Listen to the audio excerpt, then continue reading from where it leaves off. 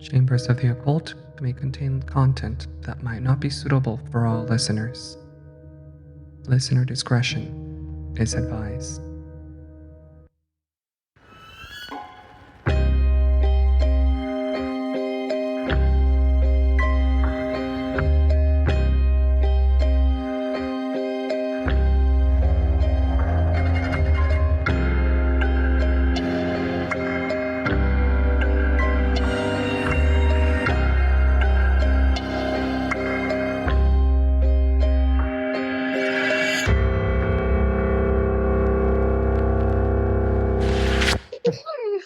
Okay. Always. It always starts with her laughing. No, it doesn't. Hello. I'm Jay. God. I'm Kai. I'm Alexis. There we go. There we go. Back to Chambers of the Occult. Welcome. Now we're doing you guys may have noticed. Well, I guess not yet because we haven't uploaded this because we're still recording it. But when we upload, this is an extra little episode. We're doing something new. If you're thinking to yourself, I have to wait 2 weeks until I get the next episode, not anymore. You only gotta wait one. Yeah, it's special. Alexis, do you want to tell them what this new little special is called? Yeah, sure. So this is called Old News Nonsense. Woo! It rolls off the tongue. Let us know what you guys think of the name. Yeah. We still don't know what it is because we haven't told you. Mm-hmm. But we made it a mission for the past 3 weeks. No, I'm joking. I don't know how long we've been doing it. No, we took it upon ourselves to find old newspaper clippings that are fun, funny, quirky, intense, unhinged, not dark. We're trying to deviate from darkness. Yes. This is a lighter, more fun, more casual little like bridge between our bigger main episodes. Yeah. So if you think that we're giving you dark story after dark story, this is a breather. We're now Chambers of the Funny. Yeah. I don't know. I know I'm excited for this episode. And it's going to be really fun. Do you want to start us off? Sure. So how this is going to work is all three of us, we have like 2 or 3 different paper articles picked out. We're just going to take turns like talking about them. So we won't all dump all of our newspaper articles on you guys. I don't think I want to start off with my best one, but I'll do one that's kind of funny anyway. All right. So this first newspaper article, it's from the Pittsburgh Press. It's from Pittsburgh, Pennsylvania, posted on Monday, June 29th of 1953. And so it's sort of like the headline for this article. It says, "Insomnia checkup not so silly after all." Okay. Can't sleep Sunday nights? Try this. Incredible how many in Memphis got no shut-eye without this plan. The following story and illustration are sent simply because we think this is a good reading, explained editor Edward J. Meeman of the Memphis Press. We assure you that putting people to sleep is not the only thing we do, the editor added. We sometimes wake them up. I like that. Okay. So it starts off, Memphis, June 29th. When Joe Oxendine, Memphis sales manager of Western Union, mentioned to a reporter with the Memphis Press Scimitar, a Scripps Howard newspaper, that he had not slept a Sunday night for a year, he didn't know what he was starting. Not only did readers of the Press Scimitar find a way to put Mr. Oxendine to sleep, but also many other readers of the Press Scimitar got to sleep again for the first time in months and years. Quote, "It's silly. Mr. Oxendine said over a luncheon table. But one Sunday night a year ago, I didn't sleep all night long. The next Sunday night, I remembered I hadn't slept, and I could not sleep that night either. And I couldn't sleep the next Sunday night, nor the next, nor any Sunday night. Just thinking about how I couldn't sleep Sunday nights. Okay. He goes on to say, something to do with psychology, I guess. I can't forget I can't sleep Sunday nights. Goes on to say, that was an amusing short story, but the city editor of the Press Scimitar, Bill Adams, was a persistent sort who wouldn't let a good story die. Call Joe Oxendine every Monday morning and ask him if he slept Sunday nights, ordered the persistent Mr. Adams. Mr. Oxendine and the reporter were friends, so when the reporter followed the city editor's instructions, he apologized. You know city editors, Joe. Well, did you sleep? Sure, I know, Noel Adams, laughed Mr. Oxendine. No, I didn't sleep. But do you know, it's a funny thing. 6 other people who saw the story in your paper told me they couldn't sleep Sunday nights either. And the next week, at the prodding of the city editor, the question was repeated. Did you sleep, Joe? Heck no, I didn't. but I've sure had plenty of advice, and I never realized how many people there are who can't sleep Sunday nights. It's incredible. What? But this isn't where it ends. So it then goes on to say, a little mini headline, woman finds simple cure. It's getting so that people who meet me for the first time say, oh, you're the man who can't sleep Sunday night. So, Monday after Monday, Mr. Oxendine gave his reports. No sleep. And then it happened. Hey, I slept last night, Mr. Oxendine reported. I really did. It's the first time in a year. I'll tell you what I did. Any guesses what Mr. Oxendine did? I don't know, to be honest. So, what? Go, Alexis. I said this is awesome. I'm just like this guy for real.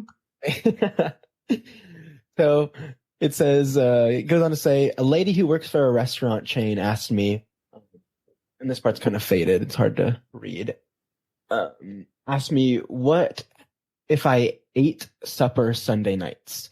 I said, I live a little differently on Sundays. I eat noon dinner so late that I just skip supper. That's it, said the lady. You go to bed hungry. Eat your supper, and you'll sleep. Bruh. Well, Mr. Oxendine said, I did eat a good supper Sunday night, and I did sleep. Mr. Oxendine slept the next Sunday and the next, always after a good supper. It was reported in the Press Scimitar. Then his friends who couldn't sleep began calling him again. They said they had read in the paper how he sleeps again Sunday nights. They tried eating Sunday supper too, and they slept. So that's how Joe Oxendine, Noel Adams, and the Press Scimitar put a lot of insomnia victims to sleep. Mr. Oxendine's complaint was not so silly after all. I don't know how I feel about this. I do. I love it. So yeah, that's the story of Joe Oxendine's insomnia and how it got cured. On the newspaper, are we going to post like these articles, like pictures of them on like Instagram or something? Okay, cool. That's why I wanted us to have like 3 to start off, because I think 9 pictures should be fine for one single post. Awesome, yeah. But yeah, so you guys will see it then, listeners. But in the article, there's a picture of Joe, like laying down in bed. He's smiling, and like the caption, it says, "Wakes up Monday after good Sunday night's sleep." He's just like a happy little guy. It's fun. So if you, dear listener, suffer from insomnia, try having dinner. Yeah, make sure you eat. Literally. Yeah. Keep yourself fed. Keep yourself hydrated. Yeah. This man figured out, and as well. Okay. Now, I have a couple stories for you, but I don't have one that kind of feeds off your energy, like the story from your, like the energy from your story. That's okay. That's the fun of this episode. Yeah. So I love this one. And it's a little shorter than yours, which is fine. And this one is called "Did My Cat Come to Live with You in Early Summer?" What? I love kitty cats. Nice. Old newspaper article names are so fun. All They right, are. let's hear it. So this is from the Post-Crescent. It's from Appleton, Wisconsin, and it was published on Sunday, September 26, 1976. I think it's just a fun title. Did my cat come to live with you in early summer?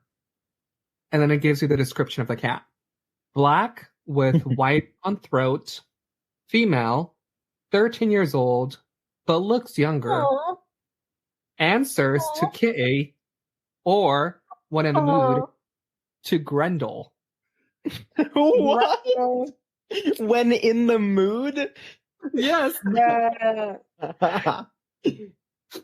So, My name's Alexis, but when I'm in the mood, call me Alex. Oh, I thought you were going to say Grendel. Yeah. Call me That too. Grendel, yeah.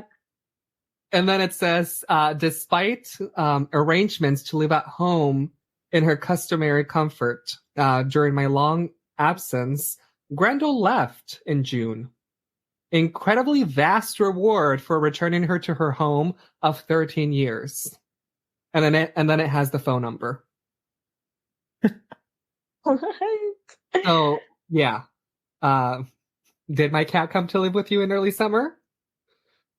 Now, I was actually able to find a follow-up to this one. Really? Oh, okay. Yeah. So there is follow-up. And it says, cat lost.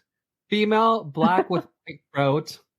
And it says, after unprecedented 3-week absence, Grendel returned for 1 week. But although the most pampered cat in town, they have now disappeared again. Do you have her? Have you seen her? Family pet for over 12 years. Vast reward. Do you have her? Have you seen her? I There's a took reward. her. And yeah, that's kind of like two tiny ones into one because there was a follow-up and I just thought No, it I was really- love that. Yeah. I love that too. So I never actually thought of naming a cat Grendel, but I kind of want to now. It's such a Yeah, I'm never gonna. cat owners literally are like, they're like, oh yeah, this is my cat Earl, or this is my cat World Destroyer the Third, aka Grendel. Yeah. Like there's no in between. No. I love it. So I'll send you That's great. the newspaper clippings to the chat if you guys want to check them out. No pictures or anything. Okay, cool. But it's still just kind of fun to see that someone was like, did my cat live with you during the early summer? It's so good. That is really good. I like that. So, Alexis, where does your newspaper take us to? Mine doesn't exactly go so well with your guys's. All I really have is the Empire Bananas Canadian Banana Company. How many times did you say What? Yeah, say that again. Empire Bananas Canadian Banana Company. Okay. Sick. Yeah, so this was on the Hamilton Spectator in Hamilton, Ontario, Canada. Friday, May 14th, 1937 is when this was posted. It literally starts off with this like picture of like sliced bananas on a plate, and it said, "Sing a song of salads all year round." That's what really got me at the article. What? So I was like, why are we talking about salad? Why not? True, actually. Fruit salad, yummy, yummy. Yeah, Yummy. fruit salad, yummy, yummy. Shout out to my wiggle lovers. It says it's never too hot, never too cold, for a luscious banana fruit salad. So it is a fruit salad. Bananas are one fruit which never goes out of season. They are always available, always inexpensive, always good. True, true, true, true. Buy them at the stage of ripeness you find them in the store. If they are partially ripe, let them ripen at home at room temperature until the skin is golden brown, yellow flecked with brown. Then combine them with fresh or canned fruits or berries. When other fresh fruits are scarce, let bananas bring your family the fresh fruit nourishment they need. Empire Bananas, distributed by Canadian Banana Company Ltd. Nice. So that's what I have. So if you didn't know about your bananas ripening for a fruit salad, now you know. Yeah, you have like a whole lesson on bananas. I don't know. I did. I'm kind of surprised bananas. From Canada. Yeah, if there's a Canadian, was there also an American company or? Yeah, there's American companies. Like what? Tell me now. Okay. There's the United Fruit Company. No, but like an American one that like explicitly states it's American in its company name. Like the Canadian Banana Company. American Empire. Oh, hell no, bro. They all have empire. Oh my god. It's the Banana Empire. Bro, this is crazy. So what exactly is a banana Empire fruit salad? Is it just a regular fruit salad but like a bunch of bananas? But like mainly banana? Can I not just describe it to you? My goodness gracious. No, I'm just kidding. It's basically sliced bananas, I guess. Let me look it up. Sliced bananas with kiwi, melon, blueberries, just a regular fruit salad, just with bananas. Okay, yeah. So just with a bunch of extra bananas. Nice. Yeah. Nice. Cool. Tasty for the summer. Makes me want some banana cream pie. I love banana cream pie. Oh my god, you love banana. I know you do. I love banana cream pie. If someone can make me a banana cream pie, that's literally like the key to my social security number. So, yeah. All right. On to you, Kai. On the next one. Round 2. Yeah. This is kind of another long-ish one. Not that long, but all right. So this one, it's from the Chicago Tribune in Chicago, Illinois. It was written on Friday, June 9th, 1933. So the headline for this is, ever try cheese as dessert? You'll find it's delightful. Sounds very French. I want you guys' opinions on that before I even get started. Like, cheese as dessert. How do you feel? I know you love this one, Alexis. Yeah. I do. I love it. Alexis loves cheese. Yeah. I do so much. I could just eat it by itself. Okay, but would you try cheese as dessert though? Isn't that already a thing? Yeah, I'll try it out. I'll try it. Cheesecake. I love cheesecake. Well, that's not like cheese. That's, that's cream cheese. That's like sour cream and cream cheese. Yeah, I'll try cheese as a dessert, depending on how it is. Okay. Or what it is. I've had cheese as a dessert, and it's of course cheese. Yeah. It's just cheese. Like there's nothing to cheese. It's cheese with like a piece of like chocolate, or like cheese with like bread. Some fruits or bread or something. Yeah, like yeah. All right. So this article, it says, it's by Dorothy Masters, and it starts with saying, A great many women who wouldn't think of serving the soup course after the dessert display a surprising lack of finesse, or so connoisseurs claim in their use of cheeses. Perhaps the proper taste for cheese, as for caviar, must be acquired. But to the knowing palate, this interesting food presents a wide variety of pleasures. And when one considers that there are about 20 cheeses of distinct economic and dietary importance in this country, it follows that rather great care should be taken in the selection of cheeses for various uses. It so happens, because of its price and nature, doubtless, that American cheese, or cheddar, leads the field as a cooking cheese. It is admirably suited for use in fondues, omelets, soufflés, sauces for vegetables, for casserole dishes with macaroni rice, and all gratin dishes of all types. But this doesn't mean that it should be the only cheese in the icebox. Fair. I just say I love that they say icebox, because because it was an icebox. I don't know. Yeah. Yeah, that's true. All right.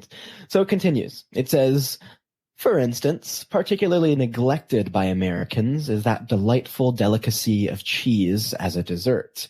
In Europe, it has long been the custom to put the finishing touches on the meal with a bit of cheese and cracker. Camembert, with its rich mellow flavor, is among the favorites, and Roquefort, too. That king of cheeses makes an ideal last touch. The round and ruddy Edam, which lends itself so beautifully to decoration for table use, and its littler kin, the baby Gouda, are often found with their silver scoops ready to provide that sweet, nut-like quality particularly pleasing to cheese lovers. Yes. What's your take on this, Jay, so far? I know you're a cheese connoisseur as well. I wouldn't call myself a connoisseur. I would call me a devourer. Honestly, Yeah. same. What Yeah. cheese you put in front of me, I will eat it. And last month I went to a wine tasting with some cheese when I was in France, and I was more there. Oh, there was cheese. Why am I thinking there's no cheese? And I was just Of course, there's cheese. It's France. Talking about the wine, and I'm like, yeah. And I kept walking to the cheese table and just grabbing more cheese. Like I said, I love it. I'm a devourer. I might have preferences when it comes to cheese, but I'll eat it. No, same. Yeah. Whenever I go over to one of my aunt's house, for any events or anything, she's she married into my family, and so she's her family is European basically. So she always puts out cheese platters and stuff, and I always devour them. Yeah, they're so good. The thing I go for is the cheese. Yeah, no, it's good. You got to up your game, Alexis. There's meat, there's fruit. I'll take the cheese. Oh my goodness. You gotta become a cheese connoisseur, a cheese devourer. Why do I have to become a cheese devourer? Because just like this article saying, you're missing out on the sweet, sweet delicacies of cheese. My goodness gracious. Anyway, it keeps on going. It says Swiss cheese, Gruyere, the wine-aged Trebon Swiss, slices of aged American, Brie. These are all correct adjuncts to the perfect dinner. For the final course, the universally liked cream cheese offered with bar-le-duc and crackers or served with any tart jelly is both simple and smart.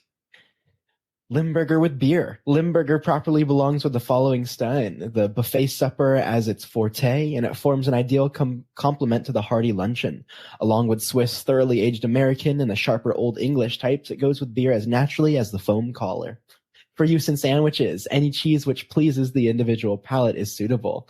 American cheese is probably the most popular in this field, but Swiss is a great national favorite, as is Limburger, and the delicately mild cream cheese among the soft cheeses. But even for sandwich use, there is a right and a wrong way to serve cheese. It is the theory of true cheese lovers that Swiss should never be cut to paper-thin slices, but should be served in generously thick slices. Only then, they say, can the sweet nut-like flavor, which is the distinguishing characteristic, be properly appreciated. Oh wow! I don't know. I've only ever had thinly sliced Swiss, so I guess I got to get a good chunk. Yeah, I want to say that the same. Yeah. But one last thing, it goes more into Camembert and Brie. Ooh. American cheese, on the other hand, may be cut either thin or thick. Roquefort, Camembert, Limburger, and Brie are best served in individual portions with crackers. All of the Roquefort is eaten, of course, for the green veins give the cheese its flavor. Oh. I know there's blue cheese, but like green veins in the Yeah. cheese? You can kind of... I'm okay. Anyway, but connoisseurs do differ as to the proper consumption of camemberts. Many of them insist that the choicest portion of this cheese lies just inside the crusty rind, and therefore consume the entire portion with great zest. Others will have only the semi-liquid, creamy-like pungency which constitutes the center and fully ripened heart of the camembert. Edam and Gouda should have generous mouthfuls, scooped from their pale yellow centers, and cream cheese should be spread to a toothsome thickness and combined with a tart jelly. One of the most delectable uses for cream cheese is as a spread for hot breads. True. On hot biscuits, for example, with cherry preserves, this cheese is scarcely to be equaled as a breakfast or tea time delicacy. True again. Used as a stuffing for baked apples or as a topping for hot cereal. Ooh. It proves its versatility because of its high body building values and 90 to 99% digestibility. Cheese has come into great importance in late years as a valuable food for children. And that's it. I can agree with that. Okay. But were you saying like true that and like ooh and like agreeing with it, or that was like me? Yeah, that was me. That was not the article. No, like I agree. Cream cheese on like hot breads, it's like unrivaled. It's a great breakfast delicacy, I guess. But topping it for a hot cereal, I've never heard of that. But I've never heard of that that. was kind of good. You know what I did one day? What? I woke up one morning. I fried me an egg. I tried to do it like over medium, but I didn't really succeed. And then I toasted a bagel, put some cream cheese on that bagel, and I seasoned my egg with everything bagel seasoning. And I put the bagel, or no, I put the egg on top of the bagel, and then I put tapatio on the egg, and then I ate it. Okay. Have you And it guys was so good. have you guys ever eat or put salsa on top of cream cheese and like eaten it with chips? Yes. Cream cheese and salsa? No, Yes. but I also want to say I like have. maybe yes. No, it's actually so good. I dated this girl in high school, like in my like sophomore year of high school. I already know who you're talking about. Yeah, no, you don't. No, and so like she invited me over to her house one time, and then she just like, I think her grandma was there, and so like they pulled out just like the brick of cream cheese, they opened it up, and they just like poured a jar of salsa over it, and I was like, what the hell? Oh, wow. And they were like, no, this is so good, you have to try it, and I was like, okay, and it's so good. I was So like clarification. I'm like, was it like cream cheese or was it like sour cream? no, cream cheese. Oh Like wow. it was one of the like I don't think I did the salsa. like the Philadelphia brand, I think, it has like the foil like around like the brick, the cream cheese. Yeah, it was just one of those. Like they opened it up, so it was just the brick of cream cheese sitting on the table, and they just poured the salsa right on top of it. Not good till you try it. No, seriously, used I was to like love- flabbergasted at first, but it was good. Anyway, go on, Alexa. You guys know the. Sorry, no, you're fine. Sorry, but you guys know the Doritos Dinamitas, the green ones, Yeah. Oh wait, the green Dynamite? Ones. The Dynamites, yeah. one? The green bag? Yeah, it's a green bag. Okay. I was Okay. thinking, Well, you said the green ones, so I was like green chips. Oh, So it's a green bag. Yeah. I used to get those and just like put cream cheese on them and eat them like that all the time. Actually, kind of yeah, I sounds think that was fire. very common. So good. I just tried the Flamin' Hot Dinamitas the other day, and they're okay. They're not flaming hot. They're just hot. No, they're not. They're supposed to like the Flamin' Hot Cheetos, like the hot Cheeto flavor, but they just didn't hit the same. Yeah, I'm sure. So, anyway, cheese. I I love how like eloquently this person like talk Dorothy Masters. I love how eloquently Oh, she talks about She has an cheese. ice box. She's gonna talk eloquently. She's like, the proper taste for cheese, as for caviar, must be acquired. But to the knowing palate, like it's it's just so funny the passion you can tell behind this cheese. Yeah. People She's are not so a passionate about devourer. cheese. She's a cheese devourer as well. She's just trying to play it Those are off. weird. What? No. Listeners, let us know. Do you devour cheese? Yay or nay? Yes or no? Yeah. Devourers If you or say no, hit me up. haters? To devour or to not devour? What's your favorite type of cheese? What's your go-to flavor of cream cheese? Uh-huh. Do you like cream cheese Oh my bagels? god, strawberry. See, Have you but guys strawberry tried? cream cheese is hard to get right because sometimes it's too artificial of a strawberry and too like Yeah, sweet. that's why I stick with plain. You can never go wrong with plain Plain cream is cheese. the Dude, go-to. Panera Yeah, bread? I love Panera's cream cheese. It's so good. Panera sponsor us. I don't even know if Please. I've had it. You've had it. Have I? When we Oh, get yes, I have. yeah, when we get stuff catered to at work and like Yeah. Yep, I was the like, breakfasts that was for town probably halls like and a stuff. year ago now. No, we no. just had He's it. exaggerating. But we had them pretty recently. oh, yeah. Oh, I didn't have it. And like anytime that you work Fair. Friday, you come in on Friday, you're gonna see more pastries there because they're giving us pastries on Fridays. Oh, facts. Oh, sick! Yeah. Oh, Yeah, yeah, 'cause last they- Friday there was the ones left over. Yeah, so I had a chocolate Friday they're croissant. It gonna was have good. more as well. They had chocolate croissants there, but nobody saved me. I ate both of them. I'm not gonna lie, I ate both of the ones that were left. So Yeah, he saved it in his stomach. I thought about I was going to save it, and then I just ended up eating it. So chocolate croissants are like my weakness. Hey, I can't blame you. I can't either. What is chocolate or something like that?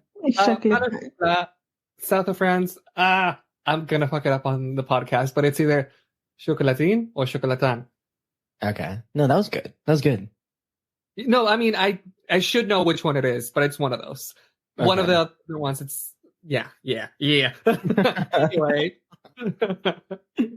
All right. Well, what do you got next for us, then, Jay? I don't know how I feel because you gave us such an eloquent newspaper clipping story. Seriously? Yeah, I'm with this you, is Jay. definitely not the right story to follow up your connoisseur cheese story. No, So, it's okay. Before I tell Anything you goes here. the headline, this is from the Register in Santa Ana, California, and this was Tuesday, September 17th, 1935. Okay. And the title goes, "Nudist on the run, give laugh to firefighters." Nice. I love firefighters. So this is a short story, and it simply goes, Ontario, California, September 17th, a 2,000-acre brush fire, which left no bears in the hills. It's in quotation, bears. In hills near here was reported under control today. The blaze, which swept San Antonio and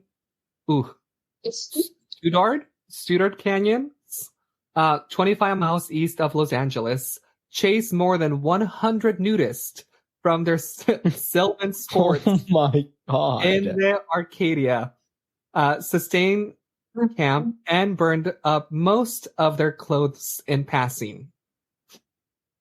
900 grimy firefighters snickered as they fought the flames to see the in quote nudies duck and gallop from bush.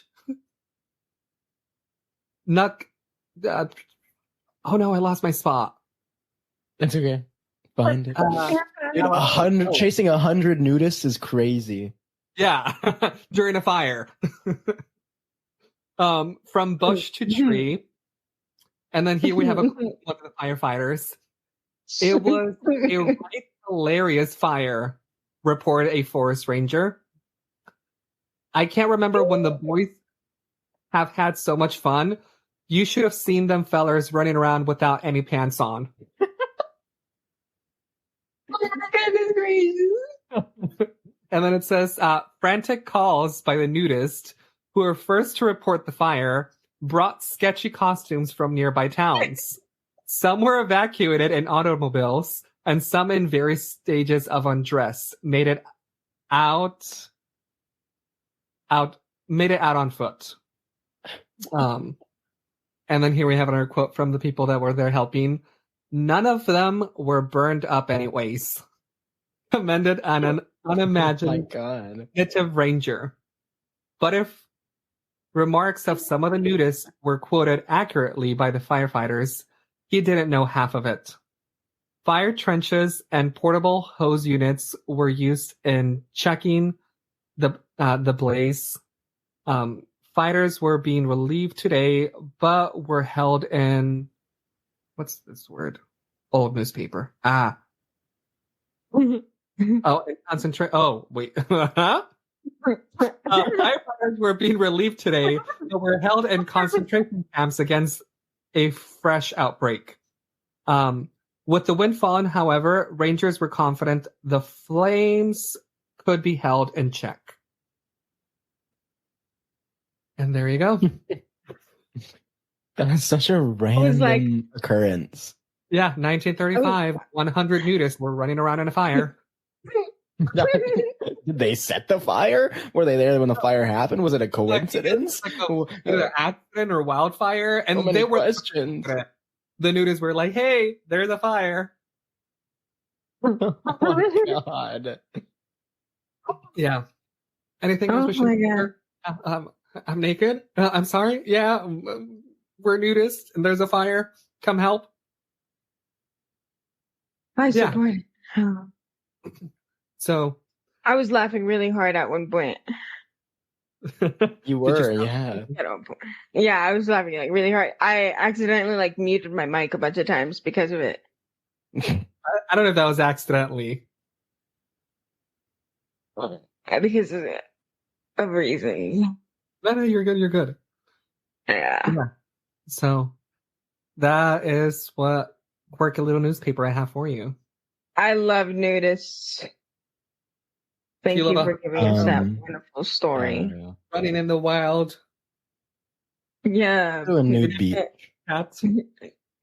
Yeah. No. All right. What's Double next? cheeked up Yeah, like on a Thursday afternoon. Bigfoot. Fact or fraud? It's just Roger Patterson's Bigfoot, North America's abominable snowman. Is this your article? What? Yeah, that's literally the name of the article. Okay, I thought you were just like saying some bullshit. Because you didn't say that you were getting into it. You just started reading. You're like Bigfoot. Yeah, that was a you thing to do. So I was like, well. Okay, I'm gonna repeat myself. Yeah, okay. Okay. This is published by Enterprise Record in Chico, California, Friday, July 11th, 1969. Bigfoot, fact or fraud, is just Roger Patterson's Bigfoot, North America's abominable snowman. Oh my god, that was a lot to say. It's crazy. Go ahead. Yeah. Okay, so Bigfoot, America's abominable snowman. See the first and only actual films of America's Bigfoot. Fact or fraud? Fraud. And then this is what it says. Are there really giant man-like creatures that stand over 8 feet tall, roaming the wilderness areas of this country? I don't know why I went southern, but that's just it felt right. It felt right. Reader's Digest. After months of intensive research on this subject, has this to report. There would appear to be Oh, wait, start quote. There would appear to be little chance of people working together to perpetrate a hoax since the reports have been so separated in time and location, end quote. Dr. J.R. Napier Smithsonian Institute. Whoa, that was really hard to say. It says, quote, the presence of unknown humanoid creatures in the Pacific Northwest should not be discounted, end quote. Dr. A.J. Wright, U.S. Department of Commerce, quote, to me, of course, there is no real mystery. As you know, I believe firmly in the existence of these creatures, end quote. Is there a well-organized conspiracy perpetrating the biggest hoax in mankind's history? The Piltdown Man was a hoax and fraud that fooled the scientific community for years. Scientific and commercial publications are filled with opinions that the Piltdown Man was authentic and was the long sought after link between men and apes. Is this a hoax? Are the skeptics that believe in the hoax theory justified in saying if Bigfoot exists like they say, why have no bones been found? Why don't more people see them? Why hasn't one been captured? Why hasn't one been shot and killed by a hunter? And where could they possibly be coming from? Vecino Theater, 1821, Esplanado, 343-1515, Saturday, July 12th, only 2 o'clock, 4 o'clock, 7 o'clock, 8:30, adult, $1.50, child, $1 flat, and student, $1.25. See the most controversial and talked about film of the century, Bigfoot. America's Abominable Snowman, fact or fraud? You be the judge. And that's it. Nice. I don't know why I was so excited to read that, because I was like, no way they had a movie for this, and they really, really marketed for it. That's We- I why. love Bigfoot. We need to find it and watch it. Yes. Yeah, we do. It sounds like they did the same type of marketing like they did for like the movie like Smile. You know how like random people would Oh, like yeah. Oh, yeah. Yeah, but this time like Bigfoot.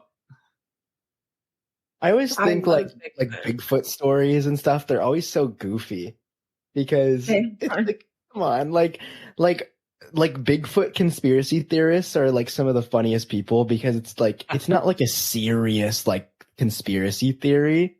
Mm-hmm.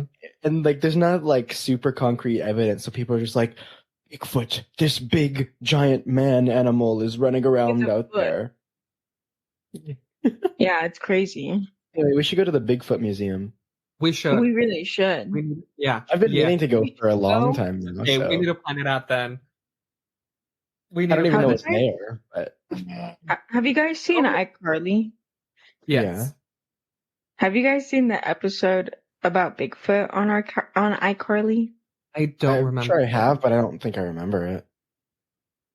So it's like the gang, you know, Carly, Sam, Freddie, and Spencer. They're in an RV and they camp out for the night, and they're trying to like record Bigfoot. Oh yeah.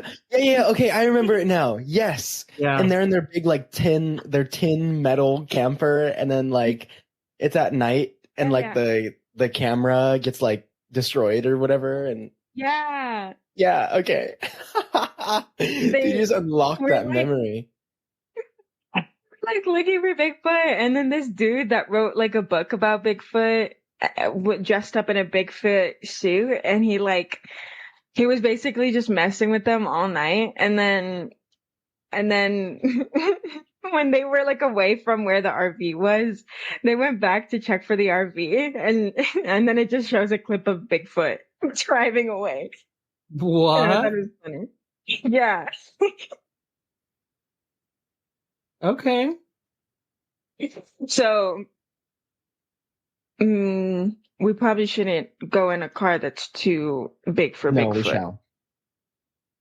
Did you say too Okay. big? I mean, that's too. You know what I mean? What? Yeah. Wait, Okay, what? like a car that Bigfoot won't fit in. That's the car we That's should too drive in. small. So a car that is too small for a Bigfoot. Yes, that's what I meant to say. Alexis, you do know that how people get some Christmas trees home, right? They tie them to like the top of the car. Are you saying we I should love tie Christmas tree Bigfoot to the top of shopping. the car? Yeah.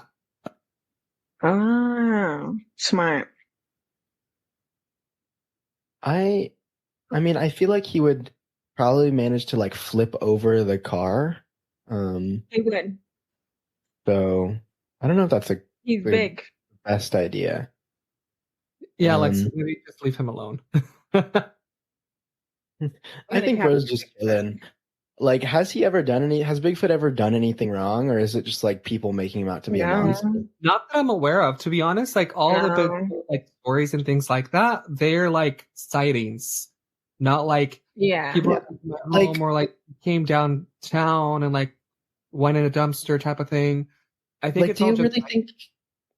Do you really think he's a bad guy? Like, I'm sure he's No. lonely. He probably doesn't want to be so secluded, but he's scared that like we're just gonna hunt and kill him if he ever shows his face. they're probably like wolves Valid. because they don't really interact with people, so they keep their distance. True. And we think that I'm they're just like Bigfoot for real. Nice. Well, it's All right, funny that take it away. it's funny that your article mentioned like closer to what humans are like apes or something like that. Yeah. Because my next article is titled Monkey Business at Store. what? That's so funny. Mischievous animal rearranges Bachrachs. That's the name. So, what do you guys think this is going to be about? So what's the title again? Monkey business Monkey at store. business. I don't know. I think it's going to be a business that's run by monkeys. Yeah, pretty much actually. I don't know. Crazy. So this article is from the Decatur Daily Review from Decatur, Illinois. It was published on Monday, March 10th, 1952. So, monkey business at store. Mischievous animal rearranges Bachrachs. By Bill Hines of the review staff. So it says Henry Bachrach bought a monkey. Also, his last name is spelled Bachrach. So Bachrach, Batch. I'm gonna go with Bachrach. Yeah, that's fine. Bought a monkey last week to keep in a fancy cage in his clothing store on the northeast corner of Lincoln Square. But the monkey doesn't like cages. He broke out 4 different times yesterday when he was left alone in the store, and here's what he did. He mopped the floor with new shirts. He separated about 30 pairs of new socks, dropped them on the floor, and scrambled them up. He threw neckties around like Christmas tinsel. He sprung the handle of the water cooler trying to get a drink. He got into a salesman's files, tore up the cards, and scattered the pieces on the floor. He broke down some potted plants. He did other things. Oh my goodness. What Kind are of those ominous. other things? I don't know. It's kind of ominous. So there's more to it. It started when the monkey, as yet not named, arrived Friday night. Mr. Bachrach had a circus-type cage already in the boys' department of the store. He put the monkey in the cage and got ready to go home. The monkey explored the cage, then walked out between the bars and began to explore the store. I love How that. How are you going to buy a cage and not make sure that the monkey's not just going to crawl out of it?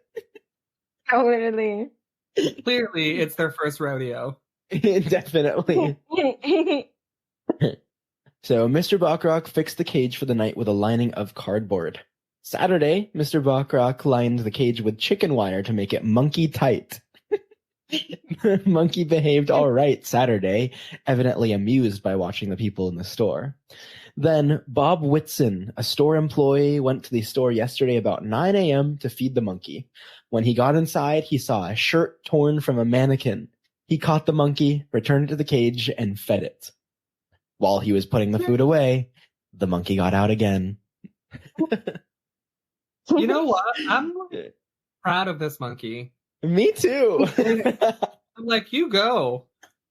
Seriously, like, you don't deserve to be locked up like that. For real. Mr. Bachrock came down to the store and he and Mr. Whitson fixed the cage so the animal couldn't get out, quote.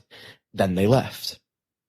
At 11 a.m. yesterday, Eldon Johnson, another store employee, walked by the store. Said Mr. Johnson. I wonder when we started displaying socks by throwing them on the floor. He called Mr. Bachrock. So did the cop on the beat and the proprietor of a nearby business.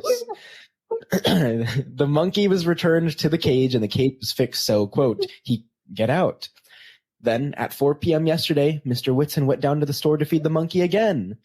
Quote, there were 25 or 30 people standing around the door looking in. I knew what was up, Mr. Whitson said. He had 4 hours in there alone that time. He murdered the plants, Mr. Whitson said. Mr. Bachrock, who ruefully admits that he never had any contact with monkeys before, estimates the animal did a total of 35 hours of damage yesterday. Quote, looks like we'll have to have a sale, something like a fire sale. Call it a monkey sale, he said. A monkey sale. Monkey sale. I like that. You're right. It was his first rodeo. He even said it. He's never had any contact with monkeys before.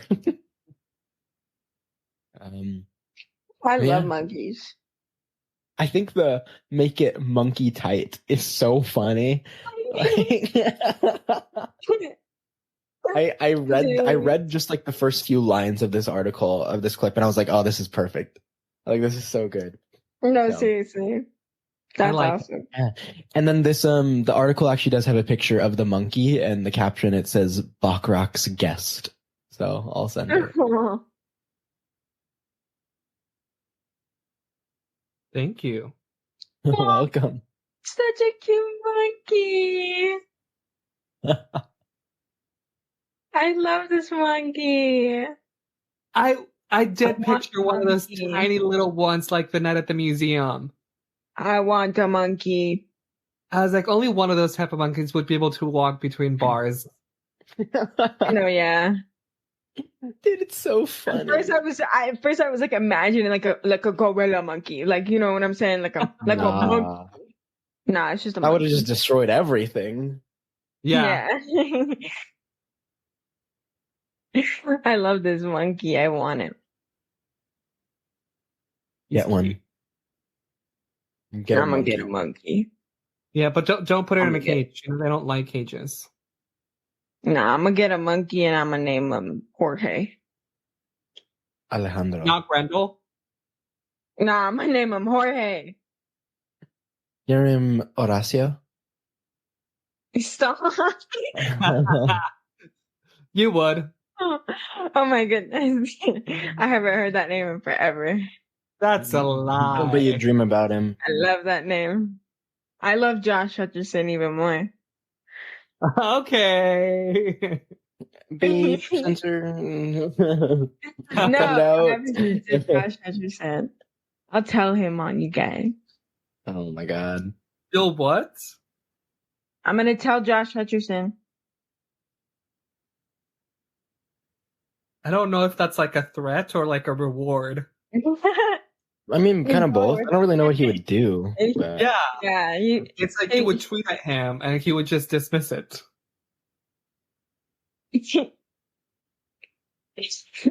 I still need to watch Five Nights at Freddy's, dude.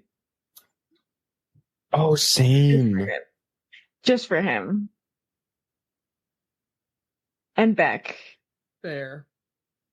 Oh, Anne Beck. Oh, yeah. I Yeah, forgot she's in that. I don't even know Yeah. her real name, but I don't either. all right. All right, take it away, Jay. Oh, Okay. it rhymed. So, I like how Kai got a little bit more of a wild story because this story is also a little bit wild. Ooh, Okay. So I also don't know why this is the title of the article. But this is the Tampa Times from Tampa, Florida on Tuesday, May 18th, 1943. And the title of this clipping, it's An Attic Salt Shaker. what? Wait, what? An attic salt shaker. Yo. Okay. Yeah. Don't expect an attic. Don't expect a salt shaker. What the fuck? Oh, You know. I'm so What the disappointed. fuck? And this is written by W. Orton Tucson. And here it goes. In the folklore of the Royal Air Force, the legend of the gremlins I love gremlins. explains a multitude of otherwise inexplicable happenings. Or so it would seem. I can't hold the laughter in already. This little creatures of the clouds, frolicsome to the point of danger, are known to every pilot. Declares squadron leader Tom Dudley Gordon in I Seek My Prey in the Waters. Exciting What? story. I know. It's only getting more and more wild from here. Okay. In I Seek My Prey in the Waters, exciting factual story of the valiant part the RAF Coastal Command is playing in the Battle of the Atlantic. He may not have seen them himself, but he has experienced their pranks. They are believed to have been spotted first in the Middle East, long before the war, where they were responsible for a number of mishaps. There could have been no other cause, except, of course, the most unlikely one of a lapse on the part of some. Briefly, the gremlins make your aircraft do things it should not. They shake the wings. They block fuel pipes. They upset the trim. And sometimes they cause petrol unaccountably, to disappear. There is even a particularly naughty gremlin who lives in the clouds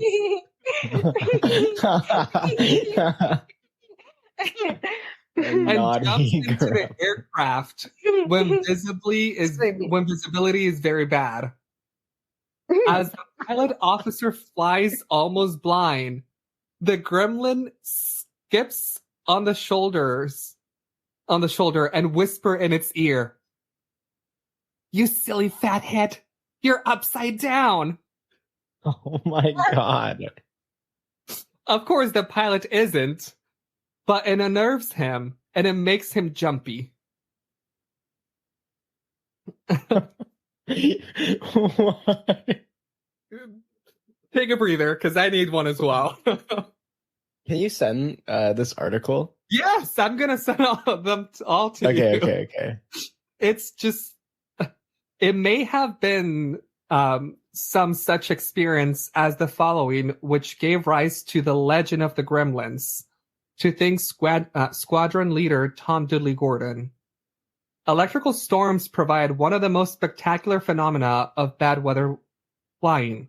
The aircraft becomes charged with static electricity, which causes greenish sparks to run along the metal struts and ribs in the fuselage. If the wireless operator is not careful, he may get a severe shock and possibly have his set blown up. At night, the crew may see a pulsing wave of bluish-green light just ahead of the leading edge of the wing. While the propellers are probably surrounded by a luminous circle, it is a pretty spectacle, but not welcome by the crew because of the interference to instruments and consequent danger of getting thrown off course. And as I told you, there was no attic, there was no salt shaker. Yeah, what does that even have to do with the story? It's Don't so know. dumb. It's so There dumb. were But there's a naughty gremlin. Yep, that's for sure. Naughty ones. Chat, so you guys can check it out, read it, and be like, what was being written in this? Okay, let's see. As soon as I saw that, like, gremlins were being mentioned by like pilots, I was like, was this posted on like April Fools? It wasn't. It wasn't. That's what you were telling me about. Okay. Yeah. No, it's just about naughty gremlins. Naughty gremlins. Who live in the air, who live in the clouds. I know. It's so stupid. I love that. They must have been like on something when. Definitely. Yeah. Especially the one that said that, like, it whispered in its ear, you're upside down head. I love gremlins. Imagine there was like, what I'm imagining is like, I'm kind of imagining like the Lorax in a way. Like, like somebody who looks like the Lorax, like a gremlin, just like jumping onto a plane and like nothing like malevolent or like malicious, but it's just like fucking around. Like, just being a silly little guy. Just being annoying. You silly head, you're upside down. Oh, I love that. Cool. Yeah, so that's naughty gremlins. Cool. Sorry, I'm stuck on that. And how are you going to close us out, Alexis? Yeah, Alexis. Mine's a wee bit long. That's fine. I thought I gotta ready my voice. Okay. This is Duck Duck. Who got the duck? By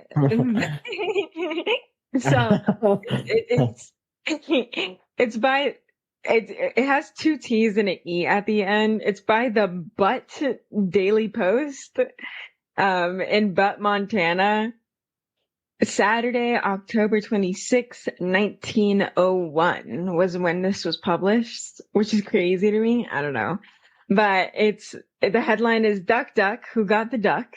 And then it says, mysterious disappearance of two fine fowls from police headquarters causes much trouble of various kinds, and the worst is yet to come. It's not as like bad as it sounds, but it's just like, this is a story of two ducks, an Irishman, a policeman, and Sol Levy, the Corkonian. Incidentally, it's also a tale of how Chief of Police Reynolds was, what does it say? It's faded out here, but I'm assuming it's just like out of the police, not the police department, but it reduced its pay from $1.50. Uh-huh. And then it says, the other afternoon, the Irishman brought in two fine drakes for which he claimed a fancy price for breeding purposes. Not wishing to carry the heavy box the ducks were in, he hid it away in Dublin Gulch. Two boys saw the ducks deposited and speedily appropriated them. Unfortunately, they ran into policeman Matthews and were obliged to drag the box in order to make good of their escape. The officer took the ducks to the police station and thus innocently started a mystery which is consuming all the spare time of Chief Reynolds' sleuth to solve. It's so crazy Nice. that 2 ducks like caused havoc in a police I department. love it. Um, I love it. I love that they've dedicated so much to it. According to written reports and um, this spells it wrong. I don't know what the word is. Affidavits. I don't know what it's called.